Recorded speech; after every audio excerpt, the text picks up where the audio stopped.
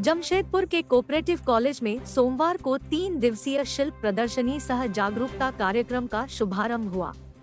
इसमें झारखंड के अलग अलग क्षेत्र से आए कलाकारों ने 5 स्टॉल लगाए हैं, जिसमें लाह बैंगल क्राफ्ट, डोकरा क्राफ्ट, एप्लीक्यू क्राफ्ट, बेम्बू क्राफ्ट, डोकरा क्राफ्ट के स्टॉल शामिल है। स्टॉल पर हस्तशिल्प सामानों की बिक्री के साथ उन्हें बनाने का प्रशिक्षण भी बच्चों को दिया जा रहा है। पहले दिन 80 बच्चों ने इसमें हिस्सा लिया और हस्तशिल्प कला के बारे में जाना। इससे पहले कार्यक्रम का उद्घाटन धालभूम एसडीओ पीयूष सिन्हा एवं प्राचार्य डॉक्टर अमर सिंह ने किया।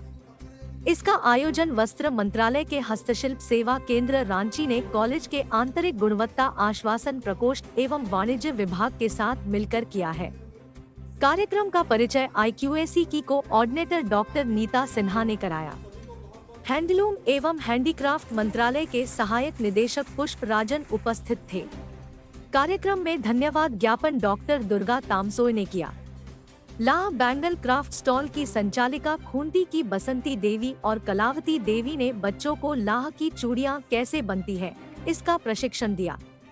वहीं एप्लीक्यू क्राफ्ट स्टॉल संचालिका करंडीह निवासी नमिता मुर्मू ने बच्चों को कपड़े पर कारीगिरी करने के गुर बताए।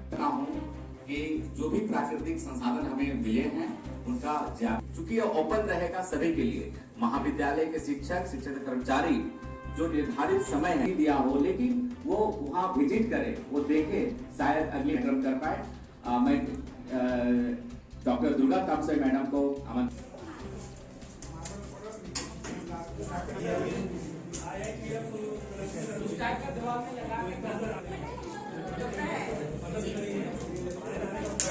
और इसमें झारखंड अपने क्षेत्र की जो भी कलाकृतियां हैं, खास करके शिल्प कला जो हाथ से बनाई जाती हैं या मामूली औजारों का इस्तेमाल करके बनाया जाता है, तो इसके बारे में लोगों को जानकारी नहीं है। छात्र छात्राओं को भी जानकारी नहीं है, बहुत सारे पढ़े लिखे लोगों को भी जानकारी नहीं है। जैसे आपने देखा अभी कि बांस के बने हुए, लाह के बने हुए, मिट्टी के बने हुए कपड़ों पर काश्तकारी है, पेंटिंग्स हैं, इन तमाम चीज़ों को जो हाथ से हमारे शिल्पकार बनाते हैं, शिल्पी बनाते हैं, उन कैसे है, और इसमें हमारे अपने राज्य, अपने देश की संस्कृति, कला छिपी हुई है जो धीरे धीरे विलुप्त हो रही है। तो इसको सभी जनमानस तक पहुंचाने का ये कार्यक्रम है और बच्चे इसको सीख करके एक रोज़गार के रूप में भी अख्तियार कर सकें और उससे वित्तीय लाभ उनको हो, ये भी एक टारगेट है।